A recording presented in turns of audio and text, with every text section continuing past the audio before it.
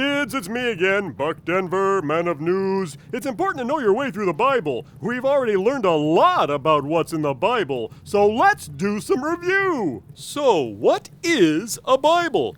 Perhaps science can answer our question. Let's turn to our own scientist, Dr. Schniffenhausen. Hello, this is Dr. Schniffenhausen. We have been studying the Bible in our laboratory and have determined that it is three things. A Bible is paper, which is made from wood pulp. It is ink, which is made from black carbon and oil. And it is all held together in a wrapper made of cow. So there you have it. Wood, black oil, and cow. That is a Bible. Perhaps science cannot answer our question. Sunday school lady, can you give us any help? Glad to, Buck. Never send a scientist to do a Sunday school teacher's job. Magic Flannel Graph and I will have you straightened out in no time. Right, Magic Flannel Graph? My point exactly. You see, the Bible is a book. And it isn't. It is, and it isn't. Are you with me? I don't think so. All right, let me do this another way. Magic Flannel Graph? So the Bible is a book. It's got pages and words just like other books. But if you open it up, you realize it's actually lots of books. 66 to be exact. There are books of history, books of poetry, books that are really letters written to different people or churches. Are there any books about ponies? No. But there's even a book that talks about the end of the world. But we'll save that one until the end. It's a little tricky. Wow, so the Bible is sort of like other books and sort of isn't. That's right. Most books are written by just one person. The Bible was written by more than 40. Most books are written in, 6 months or a year. We think the Bible may have been written over as much as 1,600 years. 1,600 years! That's like writing a book from the end of the Roman Empire until today.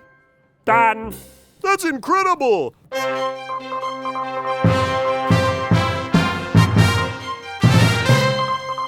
Good day, world. This is Buck Denver bringing you the world's most important book. Before we jump into the first book of the Bible, wouldn't it be good to know how the whole Bible is put together? You know, the big picture. I have a big picture of Conway Twitty in my bunkhouse. I don't think that's what he means. No, I mean, how is the library organized? How does one story, the story of God and what He's done for us, play out across so many different books?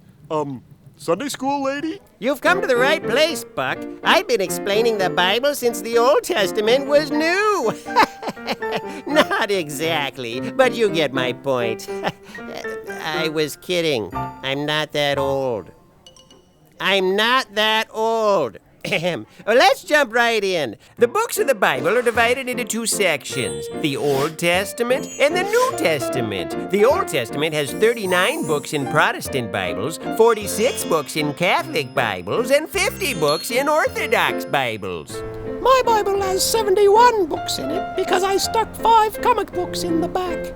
Today we'll be reading from the first book of the Green Lantern. Wait a minute. Why do different Bibles have different numbers of books? Right. Shouldn't they all be the same? Good question. We need a pirate to answer that question. We do? Yep, a pirate who knows a lot about church history. The story of the great I Am. It shouldn't be such a mystery. From Jesus Christ to Billy Graham, a pirate study church history.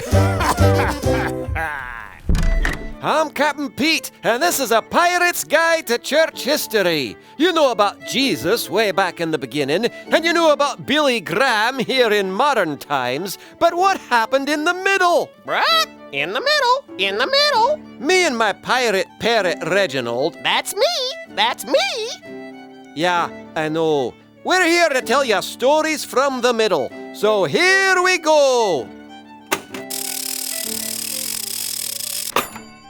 So why are there different numbers of books in the Catholic and Protestant Old Testaments? For that, we need to go to the year 400 AD and learn about Jerome. Jerome? Who's he? I'm getting to that.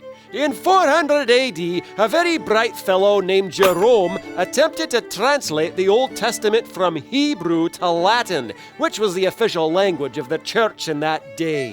Didn't they have an Old Testament already? They did, but it was made from a Greek translation, so it was like a copy of a copy. Roger. I'm Pete. Roger's my brother. The Greek Old Testament they'd been using was called the Septuagint. Bless you. No, I didn't sneeze. I said Septuagint. It was the Old Testament used by Jews and Christians who spoke Greek. All right, I'm with you. But the Septuagint... Bless you. Stop it. The Septuagint also had about 15 extra books of Jewish history and writing that had also been translated from Hebrew to Greek. Extra books? Yeah, extra books. That point is important. They were interesting books, but they weren't part of the official Jewish Bible. When do we get a cookie break? Not yet. So when Jerome set out to make his new Latin Bible, he included some of the extra books from the Septuagint, with a note that they weren't as important as the official books of the Jewish Bible. When Martin Luther and the other reformers translated the Bible into common languages like German and English, they took those extra books and put them in their own section called the Apocrypha, because they weren't part of the Jewish Bible. Eventually, most Protestant Bibles dropped those books altogether, but some of the books are still in Catholic and Orthodox Bibles, hence the different numbers of books. Church history is complicated. It can be. Would you like to hear the story of the British monarchy? Yeah, Septuagint. Time for a cookie break. Wait till the end of the show.